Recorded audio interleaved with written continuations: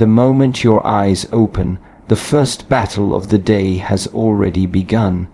Before the world speaks to you, before the phone lights up, before memory begins to drag yesterday into the present, there is a narrow space in which you still belong completely to yourself. Most people waste that space without even noticing it. They wake up and immediately surrender. They reach for noise. They check messages. They allow fear, comparison, obligation, and unfinished thoughts to enter the mind before they have chosen a direction. Then they wonder why the entire day feels scattered. The truth is simple. A mind that is not commanded will be commanded by habit. A morning that is not shaped with intention will be shaped by whatever arrives first. This is why the first minutes after waking matter so deeply. Your mind is still soft. Your identity is still gathering itself. Your nervous system is listening for instructions. In that moment, do not ask how you feel. Feelings are weather. They change without permission. Ask instead, who will I be today? Then answer with your posture, your breath, and your first decision. Sit up slowly. Place both feet on the floor. Straighten your back. Breathe in with control. Breathe out without rushing. Let your body understand that there is no emergency. Let your mind understand that panic is not in command. You are not waking up to react. You are waking up to lead. This is not a performance. It is not a motivational ritual designed to make you feel powerful for a few minutes. It is an act of inner government. Every kingdom falls when the gate is left unguarded. Every mind becomes weak when the first thought is accepted without examination. You must become the one who stands at the gate. When doubt appears, do not kneel before it. When heaviness appears, do not call it your identity. When the old voice says that you are tired, behind, unprepared, or not enough, recognize it for what it is. A habit repeating itself. A thought is not a command. A feeling is not a prophecy. A memory is not a master. You can observe all of them without obeying any of them. This is where discipline begins. Not in the gym, not in the office, not in front of other people, but in the silent moment when no one is watching and no reward is guaranteed. If you can command yourself there, you will carry a different presence into the rest of the day. You will move with less fear. You will speak with more precision. You will waste less energy proving yourself. You will stop allowing small disturbances to control large parts of your life. But first, you must win the opening moment. Do not give your attention to the world before you have given direction to your mind. Do not let the screen tell you what matters. Do not let yesterday decide the emotional climate of today. Breathe, sit upright, become still, then choose one clear inner instruction. Today I move with discipline. Today I finish what I begin. Today I do not abandon myself. Say it slowly. Say it until your body hears it. Say it until your attention gathers around it. You do not need to feel ready. Readiness is often the reward for action, not the condition for it. The strong do not wait for the right emotion. They create the right state through deliberate movement. The first victory of the day is not getting out of bed. The first victory is refusing to wake up as the same unconscious person who went to sleep. When you rise with command, you begin to separate yourself from the version of you that reacts, delays, complains, and drifts. You become the one who chooses, and once you have taken command of the first moment, you are ready to guard the thoughts that will try to enter next. Once you have taken command of the first moment, the next responsibility is to guard the entrance. The mind in the morning is open, impressionable, and hungry for direction. It absorbs whatever reaches it first, whether that is truth or fear, purpose or distraction, discipline or noise. This is why you must become the gatekeeper of your inner world. Not every thought deserves entry. Not every emotion deserves authority. Not every memory deserves another hour of your life. The untrained mind allows everything in, then suffers under the weight of what it accepted without question. The disciplined mind examines what arrives. It asks whether this thought strengthens clarity or weakens it. It asks whether this fear is useful or merely familiar. It asks whether this inner voice is speaking truth or repeating an old wound. Most people never learn this skill. They confuse the presence of a thought with the truth of a thought. They believe that because something appears in the mind, it must be important. But the mind produces noise just as the body produces sweat. It does not mean every signal must be followed.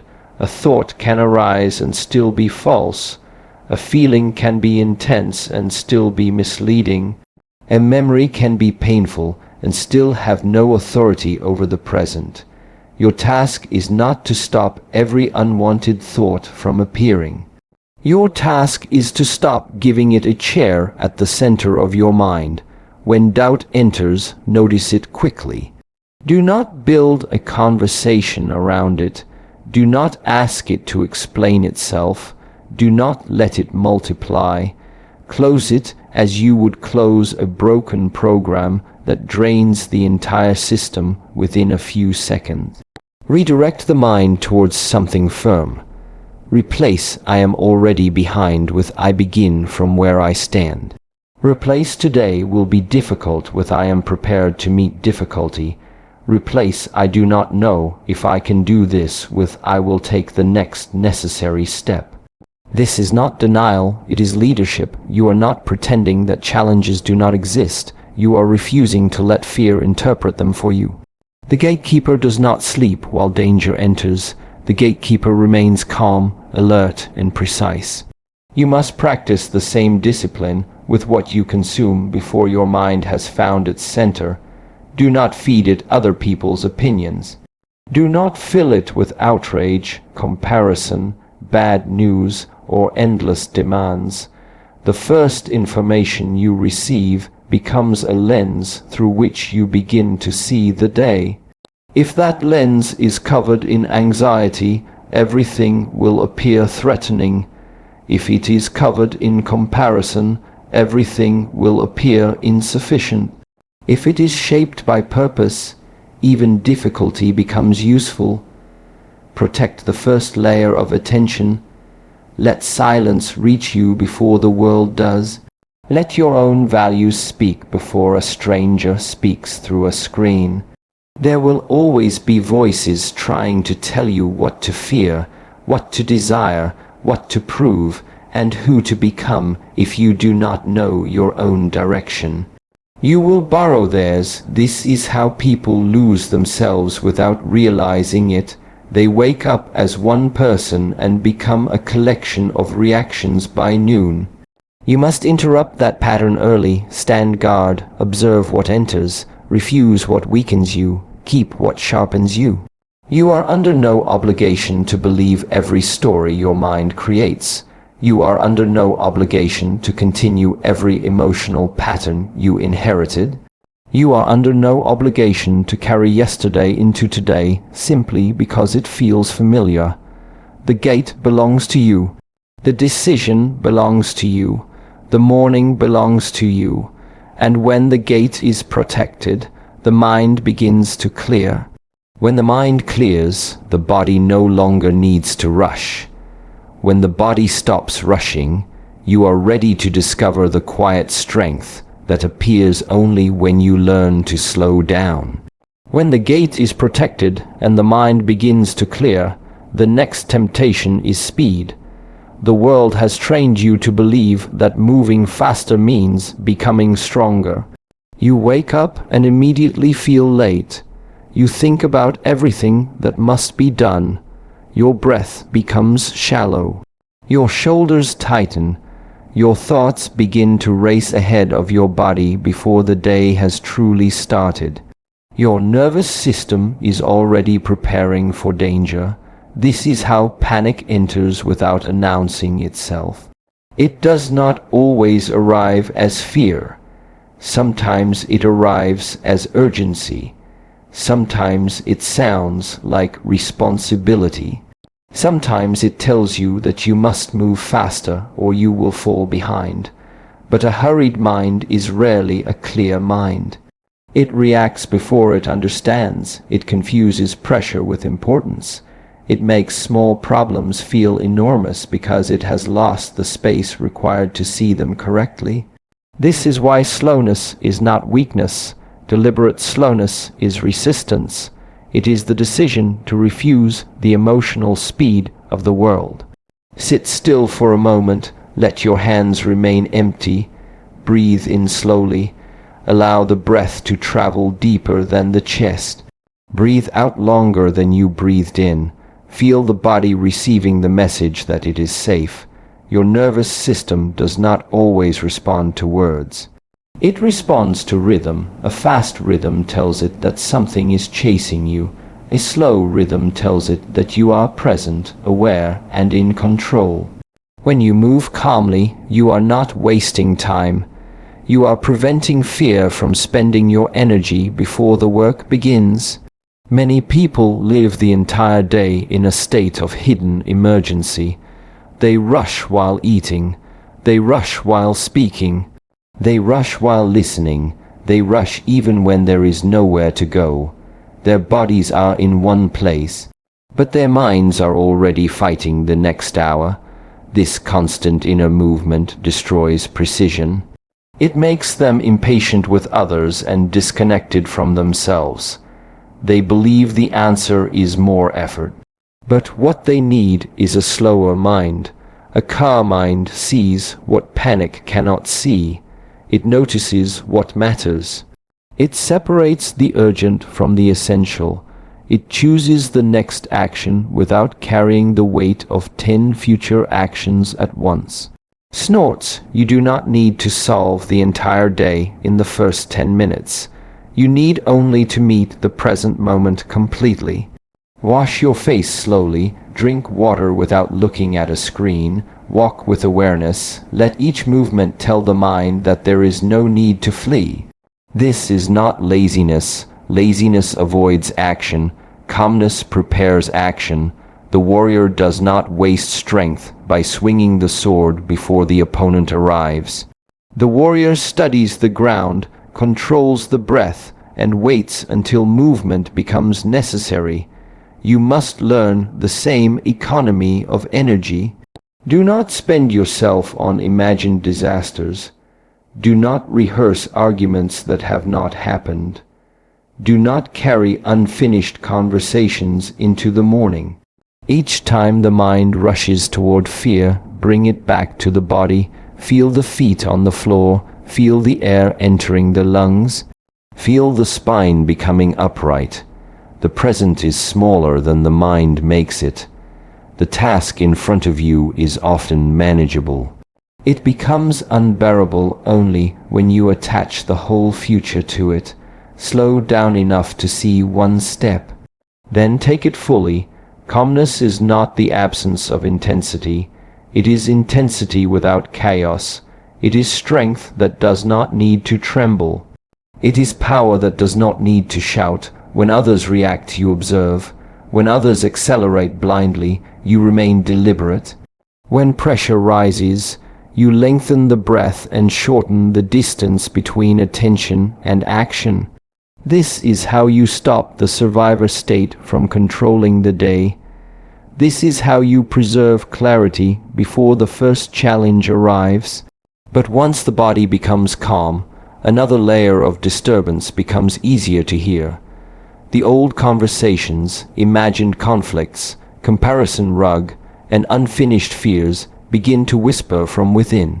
Slowing down reveals the noise that speed was hiding.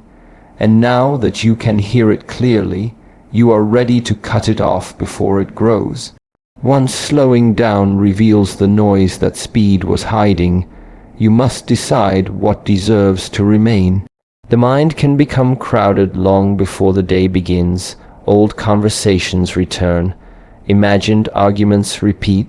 Regret drags the past into the present. Fear projects the future onto a moment that has not yet happened. Comparison enters quietly and begins measuring your life against someone else. None of this noise asks for permission. It simply appears, then waits for your attention. If you feed it, it grows. If you argue with it, it stays. If you follow it, it becomes the emotional climate of the day. This is why clarity requires more than calm breathing. It requires removal. You must learn to cut off what is useless before it becomes powerful. The untrained mind treats every inner voice as an emergency.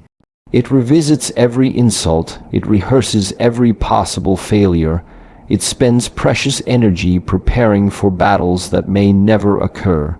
Then, when real work appears, there is little strength left. Mental exhaustion often begins not with action, but with unnecessary thought. You become tired from carrying situations that exist only in the imagination. You lose focus because the mind keeps opening doors that should remain closed. The solution is not to force the mind into silence. The solution is to stop rewarding noise with attention. When an old argument appears, recognize it, do not enter it. When regret returns, acknowledge it, do not rebuild the scene. When fear creates a future disaster, see the image, do not treat it as prophecy. Say inwardly, this is not important. Now then, return to what is real.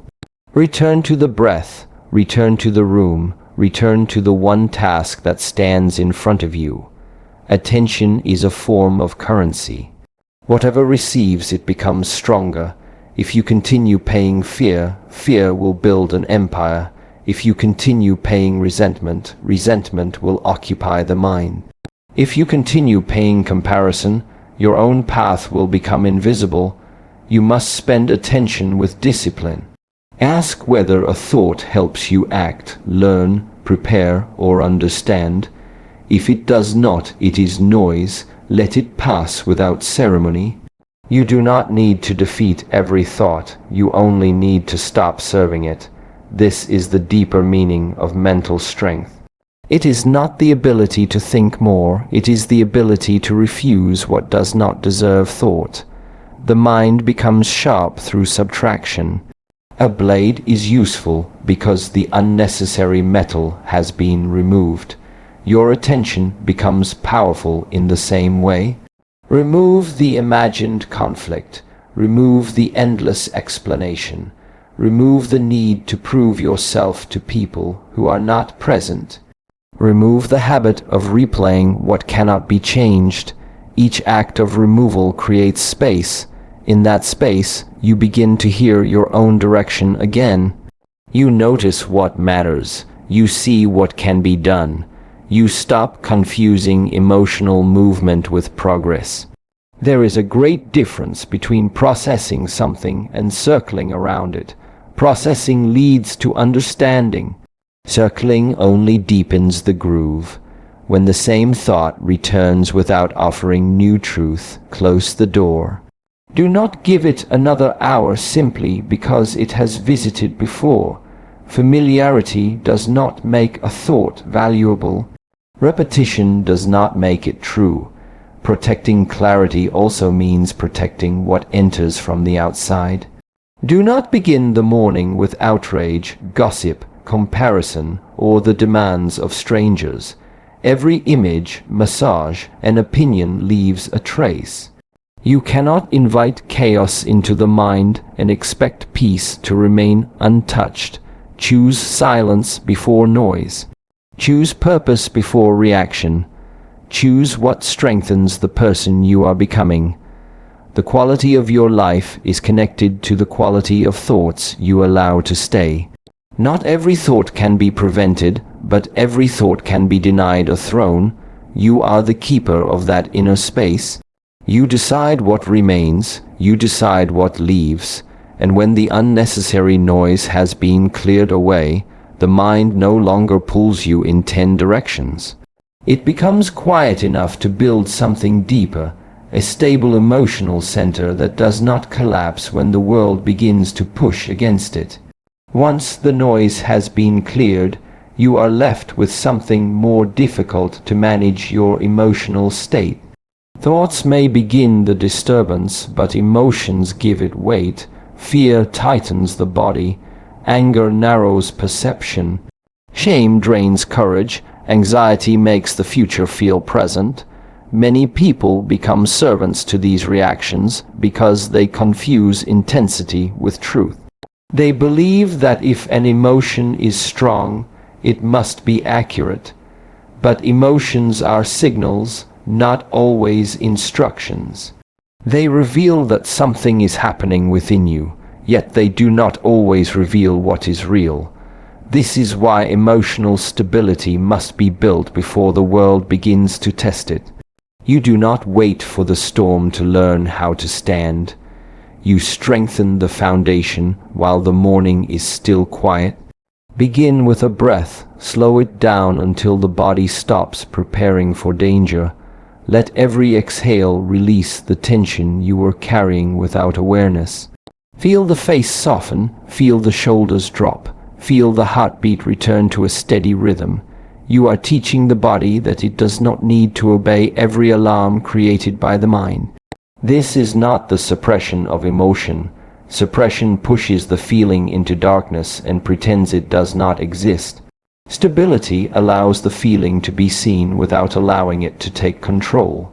You can notice fear without becoming fearful. You can notice anger without becoming destructive. You can notice sadness without surrendering the entire day to it. The emotion may be present, but it does not have to sit in the seat of command.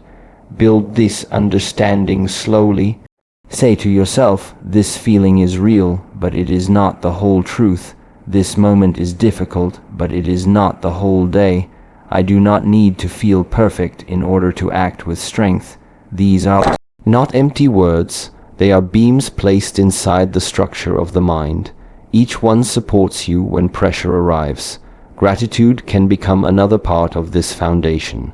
Not shallow gratitude used to avoid reality, but deliberate recognition of what remains steady. The breath is here, the body is here, another morning has arrived. There is still time to repair, to learn, to continue. Gratitude does not remove difficulty, it prevents difficulty from becoming the only thing you can see. A mind that sees only threat becomes fragile. A mind that can still recognize what is present and useful becomes resilient. You are not trying to become emotionless. A person without emotion is not strong, only disconnected. The goal is to feel deeply without being dragged blindly. The ocean has waves, yet its depth remains still. You must develop the same inner depth. Let surface reactions move without allowing them to define the entire self.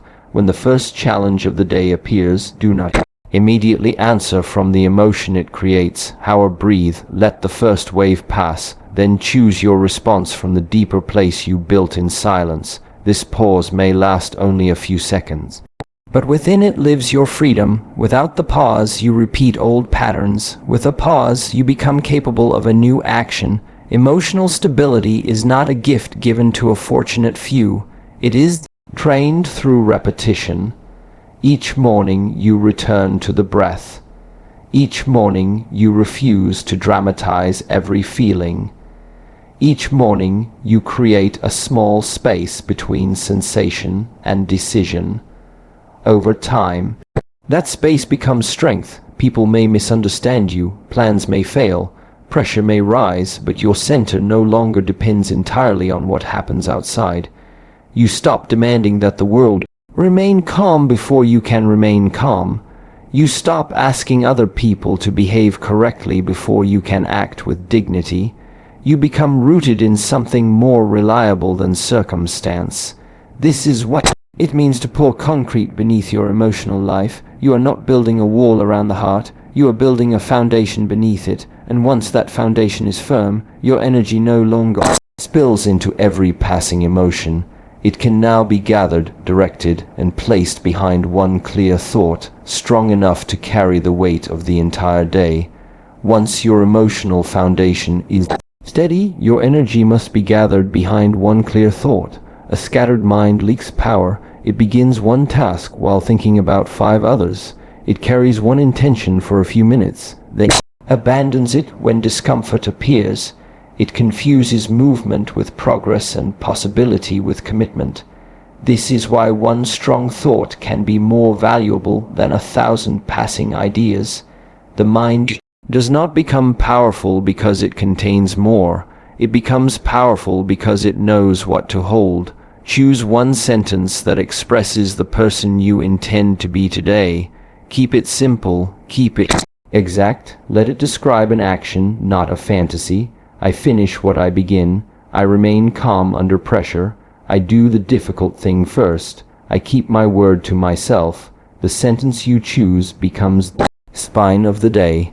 It gives shape to your attention. It becomes the point you return to when the world begins pulling you in different directions. Do not choose 10 statements. Do not cover the mirror with promises. One clear instruction is enough. A spear reaches its target because all its force travels toward one point. Your mind must learn the same discipline. Repeat the thought slowly. Do not shout it with desperation. Speak it with the quiet certainty of someone giving an order that will be obeyed. Breathe, repeat, and allow the words to settle deeper than language. The purpose is not to create excitement. Excitement fades quickly. The purpose is to train recognition. When difficulty appears, the nervous system must recognize who you decided to be before difficulty arrived. When the task becomes tedious, return to the sentence. When doubt begins its argument, return to the sentence. When distraction offers relief, return to the sentence. You are creating a path through repetition. Every return makes that path easier to follow. At first, the words may feel distant from your current behavior. That does not make them false. It means your actions have not yet caught up with your decision. Identity is not built by waiting until a statement feels natural. Identity is built by acting in alignment with it until it becomes natural. If you say, I finish what I begin, then finish the first small task in front of you. Fold the blanket, drink the water, write the first line, complete the first set. The mind trusts evidence more than intention.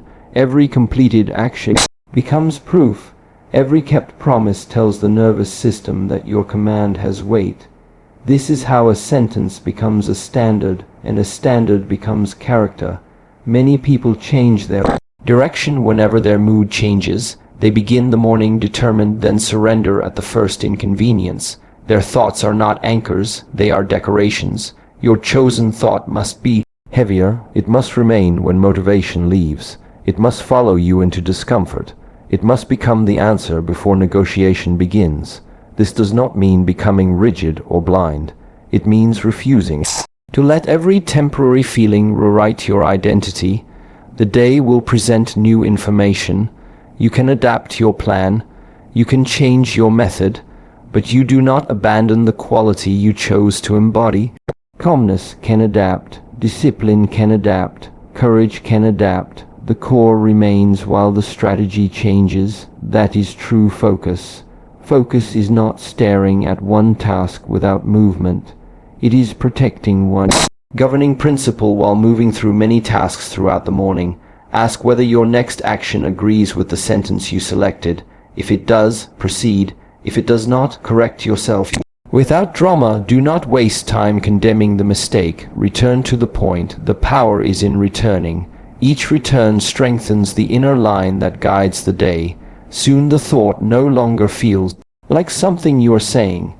It begins to feel like the position from which you live. Then your actions become less divided. Your choices become faster.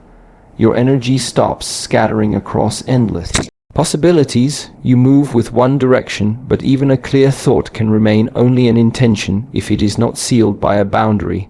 The morning cannot stay open forever. A final line must be drawn.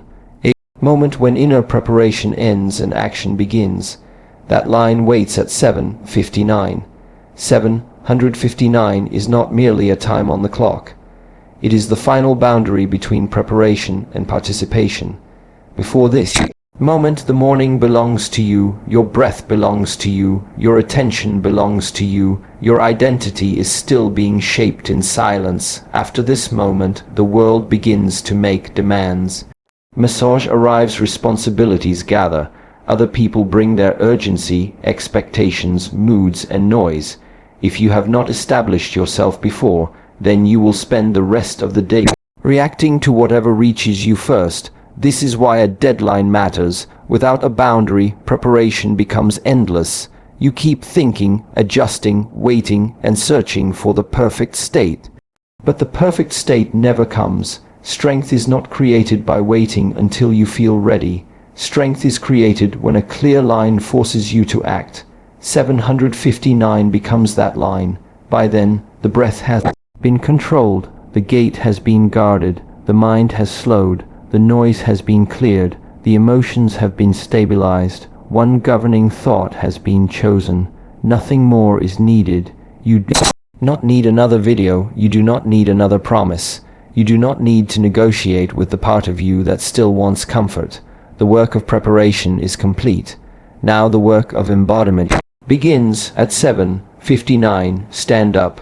Look at the day without asking whether it will be easy. Difficulty is not a surprise. Resistance is not an insult. Pressure is not proof that something has gone wrong. These are the conditions under which your inner training becomes visible. Before the boundary, you built the armor. After the boundary, you wear it. This does not mean becoming cold. It means becoming less available to chaos. You can listen without absorbing every emotion. You can respond without surrendering your center. You can move quickly without becoming internally rushed. You can face uncertainty without returning to panic. The deadline gives your mind a command that cannot be postponed. By 7:59, you have chosen who you will be. The rest of the day is simply the practice of keeping that choice. Most people enter the world unfinished. They allow the first problem to define their mood. They let the first criticism shape their confidence. They let the first delay destroy their discipline. Then they spend hours trying to recover a center they never built. You will do the opposite. You will establish the center before contact. You will decide before temptation. You will prepare before pressure. This is how freedom is created. Freedom is not having a day without demands. Freedom is meeting demands without becoming their prisoner. The clock will continue moving. Whether you are ready or not, 7:59 will arrive, 8:00 will arrive. The question is whether you will cross that line as a person who has chosen a direction or as a person waiting for the world. Provide one. Use the deadline as pressure but not as panic. Let it sharpen you. Let it end hesitation. Let it close the door on unnecessary preparation. There comes a point when reflection becomes avoidance. There comes a point when another deep breath becomes another delay. There comes a point when the warrior must leave the training ground and enter the field. That point is 7:59. When it arrives, do not look back at the bed, the phone, the doubts, or the person you were yesterday. Carry only what you have chosen. One steady breath, one guarded mind, one stable center, one clear thought. Then move. Begin the first important task. Make the difficult call. Write the first page. Enter the room. Keep the promise. The purpose of the morning was never to remain in peace. Purpose was to build enough peace that the world could not easily take it from you. This is the final lesson of the first hour. Before 8, you belong to yourself. After 8, you serve your responsibilities, but even while serving them, you do not abandon yourself. The boundary is not the end of your discipline. It is a moment discipline enters the world through your actions. 759 is the last second of preparation. The next second is your life. Cross it awake, cross it steady.